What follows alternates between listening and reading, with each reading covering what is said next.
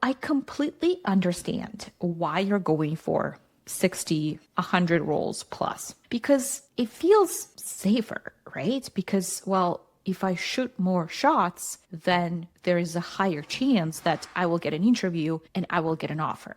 Especially in a more competitive market, it is a very normal and common approach. What I want to offer you is that wider, bigger search is not necessarily a stronger search.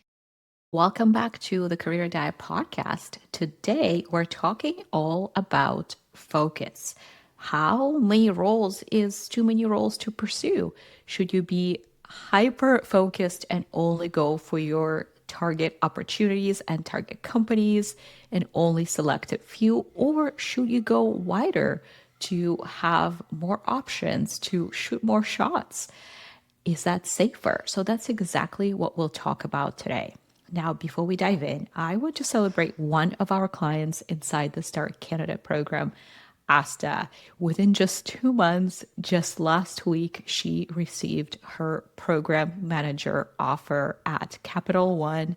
She signed a very, very exciting offer, very close to 200K. So really celebrating her. But specifically, the reason I wanted to mention her is because of how this all came about and how this happened. She was actually interviewing with Capital One earlier and she didn't get a job. She didn't get an offer. And something that I always remind our clients is that it doesn't mean that that's over. It still means that you can go back to that company. You can still build those relationships, those conversations, have those conversations, and you can get another interview, especially when it comes to large organizations like Capital One. So that's exactly what we did. We actually went back to the hiring manager that she's interviewed with. And it's a strategy that I teach our clients to go back and actually not ask for feedback. That's what everyone does. And you don't hear back, right? But instead, we ask for their time. Just like always with networking, with advocacy, with relationships, we ask for their time. Now, why?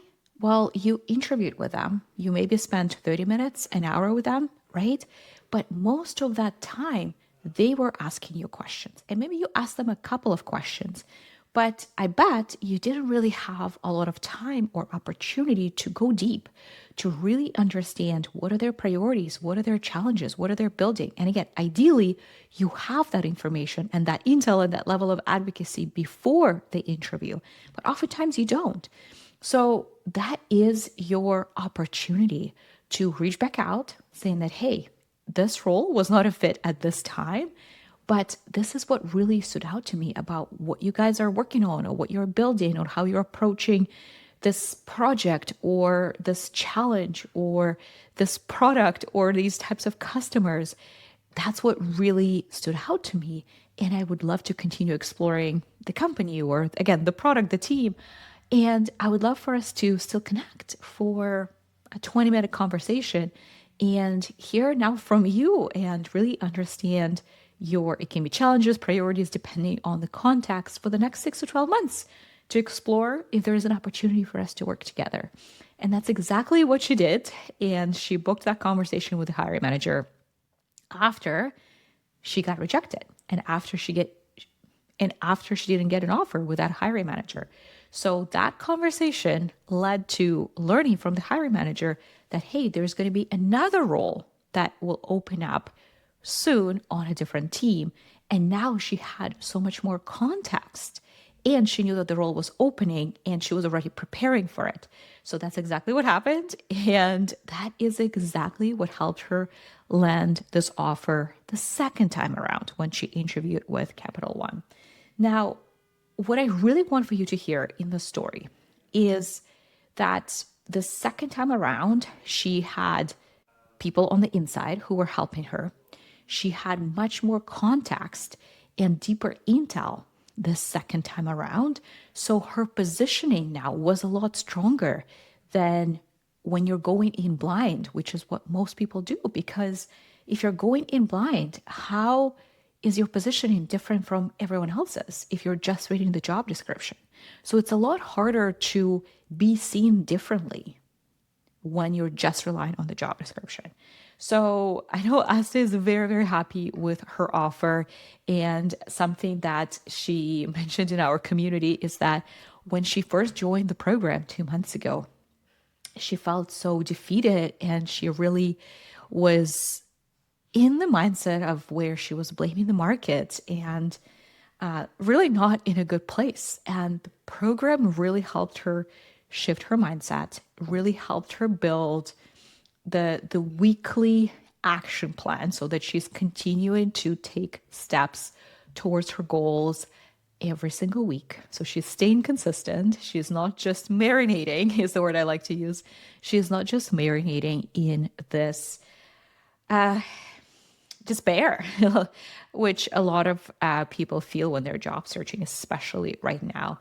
And very, very early on with Asta, we started working on her positioning and her skills when it comes to her showing up in interviews. She started building her story bank, which I've talked about on the podcast before.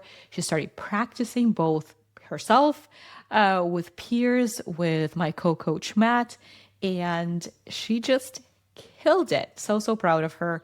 But really wanted for you from this story to take two things away is that in order for you to be landing those offers at that level in this market, just your same level of prep that you have done 5 years ago, 10 years ago, where you're looking at the job description, you're looking up the person that you're interviewing with, asking maybe now Claude, so maybe that's different, Claude or chat to help you identify what questions they will ask. And then based on that, you prepare a few stories.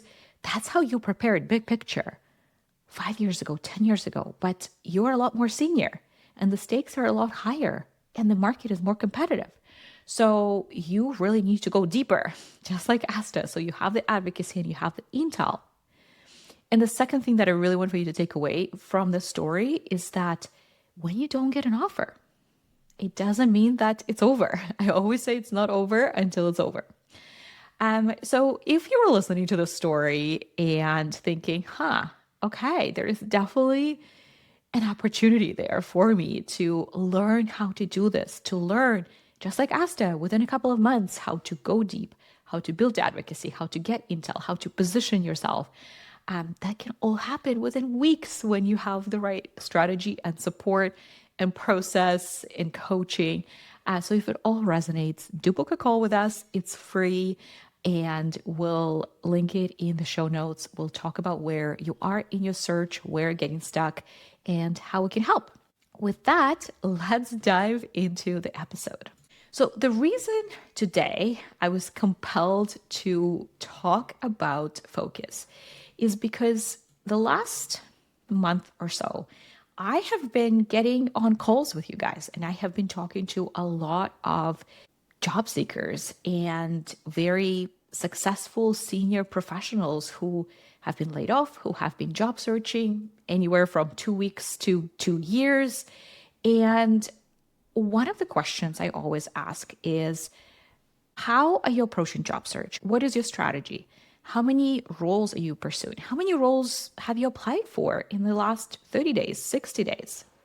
And what I'm hearing a lot of the time from you guys is that, 30, 60, 100 roles. I have heard from some very, very successful and accomplished professionals, numbers like 1,000, over 1,000.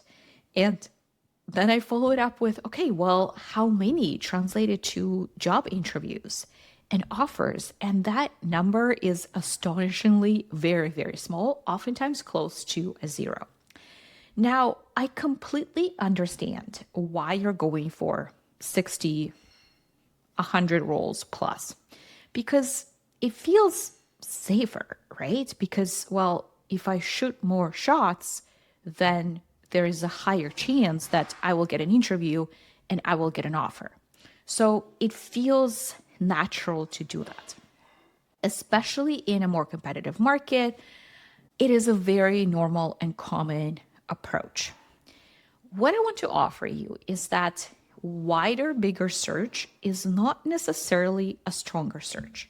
So in this episode today, we'll talk about what happens when your search is too broad, what is too broad, what is actually risky.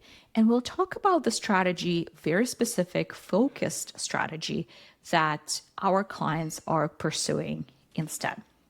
So first and foremost, the question I like to ask people that I talk to, and I really want to ask you, do you really truly want all of those 30, 60, 100, 1,000 roles that you're pursuing?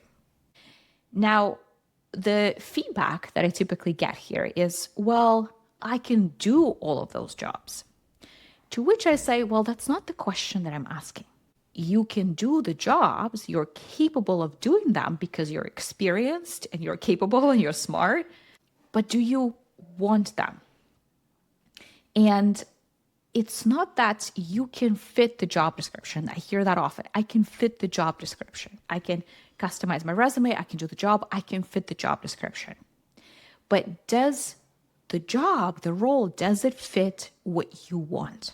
Because we tend to, when it comes to job search, especially when we start getting, maybe I'm going to use the word a little bit desperate, we start to essentially mold ourselves into what's available. And I hear you. You might be thinking, well, duh, and I have to. What do I do?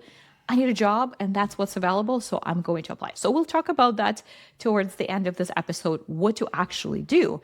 But I really want for you to start thinking about it. How intentional are you? Are you molding yourself into what's available? And oftentimes you start your job search with, hey, here's what I'm actually looking for. And then as the time goes on, you start to get nervous. You're not hearing back. So you start expanding your search more and more and more. And you start applying for things that are very far from your original goal. Because again, you're starting to get nervous and maybe desperate. Let's kind of paint a picture here of what actually happens and how this strategy affects your search.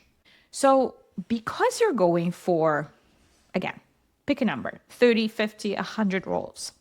Those cannot be all the same jobs, right? So they tend to be different types of roles, different industries, maybe different types of companies, maybe different seniority level. So you kind of have to continue to edit your profile, edit your resume. So you continue to shift, to mold, right, into what's available.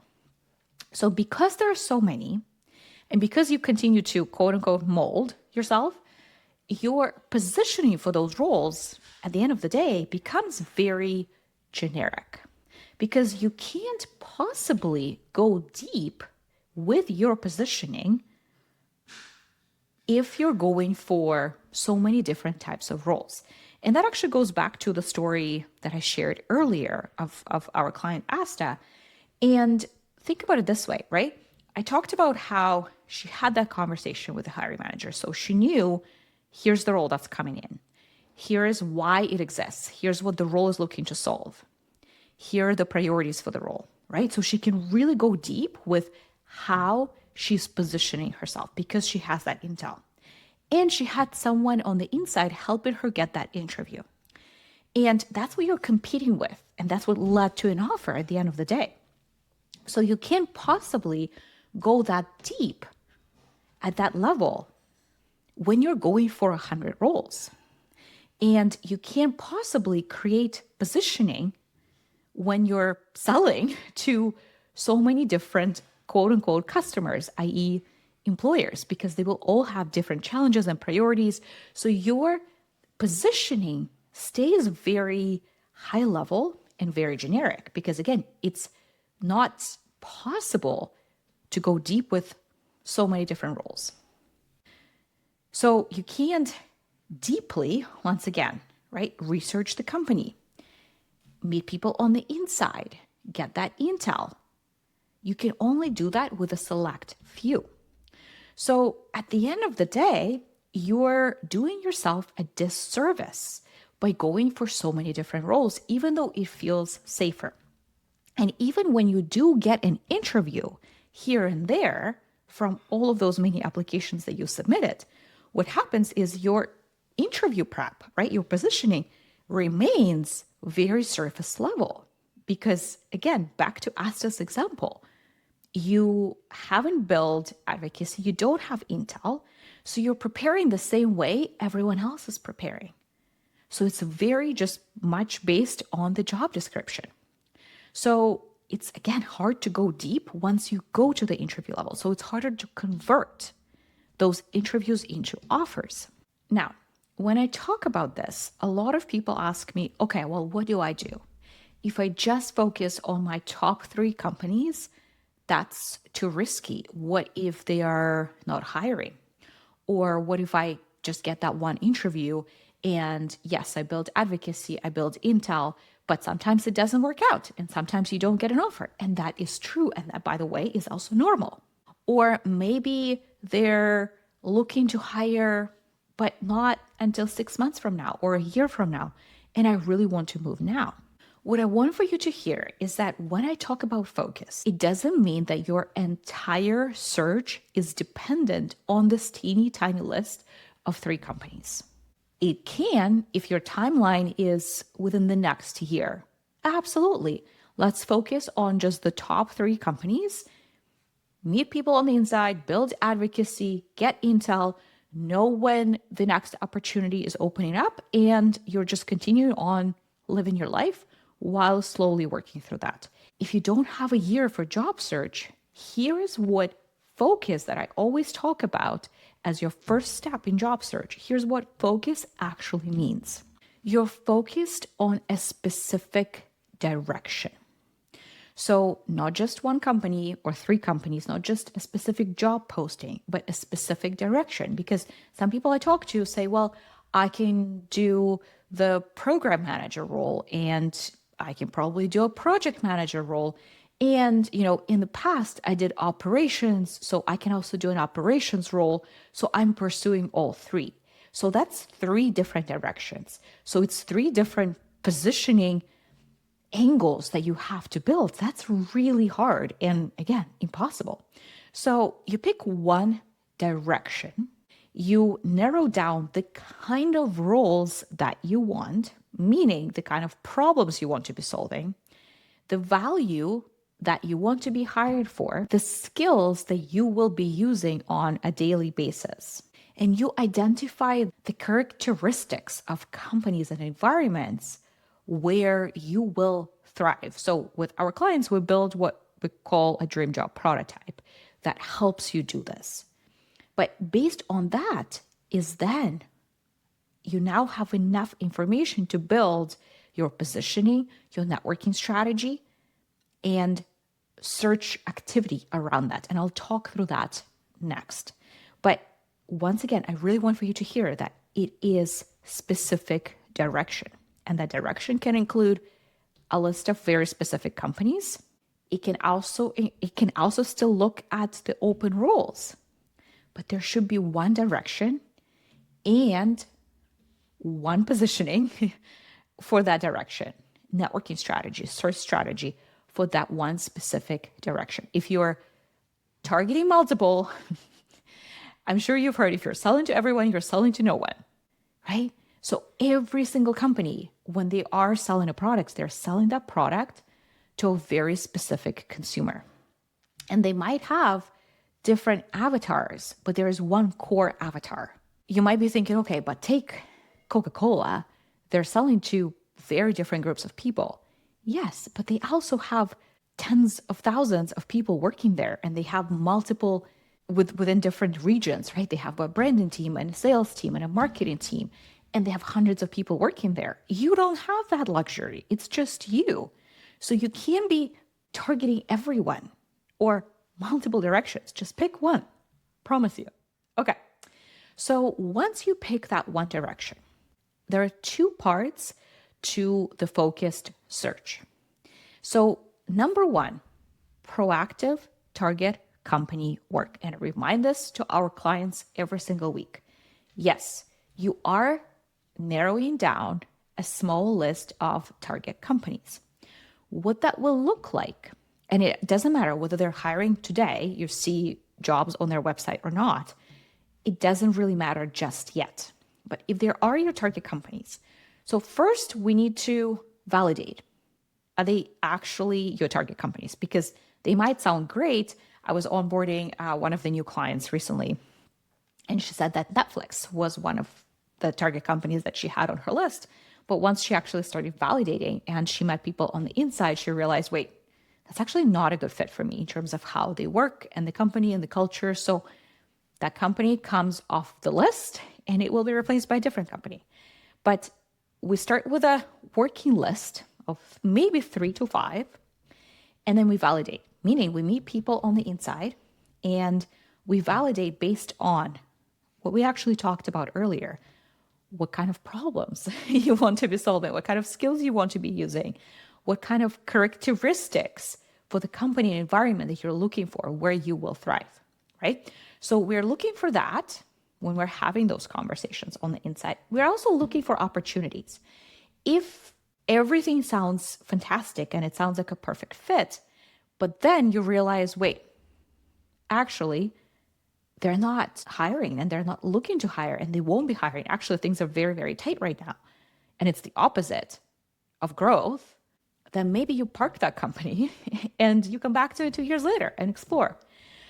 So we're looking for a fit and we're looking for opportunities. So we do need to validate that.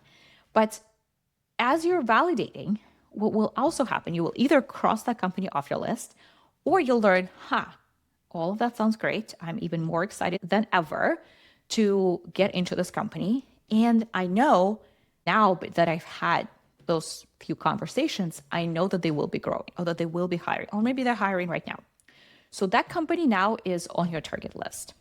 So every single week, and I push our clients to do this, every single week, doesn't matter whether there's a role open there or not, you are looking at what you need to do within that company to meet more people. Who are those people? Who have you reached out to already? Who, now that you've reached out to, you need to follow up with? Upcoming conversations. When you're preparing for those conversations, okay, what's the path forward from those conversations? Is it the type of person who can introduce me to more of the right people? Or maybe this person can actually push me forward because there is a role open. But every single week, and that's actually what I used to do when I used to be in enterprise sales. I had a list of target companies. All of them were Fortune 100 companies. And every single week, I would look at my list and I would look at, okay, what else, who else? Because I need to continue meeting people so that, once again, you're looking for opportunities. Which team will be hiring? Or who else do I need to meet? So you revisit those companies every single week. Your goal is to build intel and advocacy before you need it. And or to actually get interviews if they're hiring right now, because you talking to people on the inside is the number one way you're going to get those interviews. So that is always part of your week, part of your ongoing weekly networking strategy. I even teach our clients, if it is a big company, to start building an org chart. So you really understand, okay, these are the different teams that are relevant. These are the people that these teams report to. And again, sometimes it's really obvious from LinkedIn. Sometimes it's not at all. So oftentimes you can really build this org chart by talking to people, by having those conversations. And your goal is to, like in the example that I shared in the very beginning of our client, Asta, the team that she originally interviewed with, that role was not a fit. But she found out that a different team was hiring for a role that was a better fit. And when you know what those teams are and who the leaders are, it becomes easier to navigate this. And the second part of the strategy is live market. But it's very selective response to the live market and to the open roles that you see online right now. I am not saying ever that don't ever look at open roles. They're there for a reason. You should be looking at new roles posted every single week, but you're looking at them from that lens of your focus. What is the one direction that you are looking for? We're not just looking at everything. We are very focused.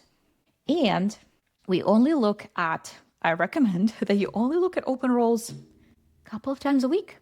And it's not something that you're mindlessly scrolling through when you have free time. You put that on your calendar a couple of times a week. And it doesn't actually take, as you know, that long to look at open roles. It might be a 15, 20-minute time slot a couple of times a week when you're looking at open roles.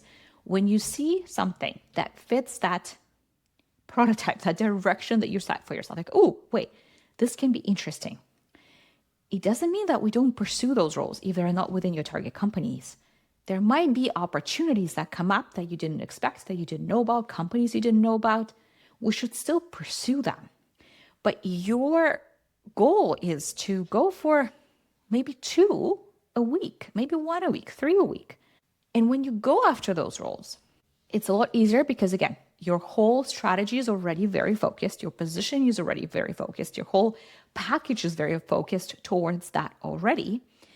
But the biggest thing is that you're not just applying for those roles, right? Because you already know that doesn't really work. Instead, you always think your first instinct is, who do I need to reach out to? Who on that team do I need to talk to? Who do I need to get in front of to build that advocacy, to get that intel? And you might be thinking, okay, well, it's not possible. Like, it's already posted. Well, we are a little bit behind. I'm not going to lie. We are a little bit behind when the role is already posted, right? Ideally, we have had those conversations. But sometimes, again, we don't know that that company exists. So it means that when the role is already posted, you're already behind slightly. So you need to go all out. You can't just reach out to one hiring manager or who you think is a hiring manager and hope that, well, I tried, right? Your goal is to book at least one conversation with either someone on the team or someone on the adjacent team so that you can get some intel. And ideally, that person also introduces you to one of the decision makers or multiple decision makers. So that means that reaching out to one person is not enough. You need to reach out to 7, 10 people on the team, on the adjacent team. And again, you need the right messaging. You need the right follow-up so that you actually hear back and you book that meeting in the next couple of days. That is your priority number 1 when you see the right role open. And yes, apply for the role, but your application should take you 30 minutes because that's not the most important part. You already know that because you spend all this time on applications and it's not working. So that's not the most important part. The most important part is to be investing most of your time into reaching out and connecting with people on the inside so that you have a better chance of actually getting that interview. Now, is this a bulletproof strategy? No, but it is a strategy that significantly increases your chances of actually getting that interview. And I have seen it a number of times with our clients who apply online, they get rejected, oftentimes automatically, but they have a meeting scheduled with the hiring manager because they did that approach. They implemented that approach. They have a meeting with the hiring manager or someone on the team the next day or 3 days later, and they get an interview and they get a role. So it's not over until it's over. What I want for you to take away today is that you need to be focused enough in your search that you show up as a very clear, compelling candidate every single time. You do not need to choose between 3 companies and 100 roles. Instead, you need a very defined target, so direction, a very proactive company pipeline, and a small number of live opportunities that you're pursuing deeply every single week. All right, so that is what I have for you today on focus. Once again, if you were listening and thinking, okay, I really need to get more focused, I really need to figure out what my target is and how to run this type of pipeline in an efficient way, you're in the right place. Book a call with us. We'll talk through your search, where things are getting muddy or stuck for you, and how exactly we can help, because that's exactly what we work on with our clients. We help you build this pipeline. We help you build the strategy you know exactly what to focus on every single week. So you're in the right place, my friend.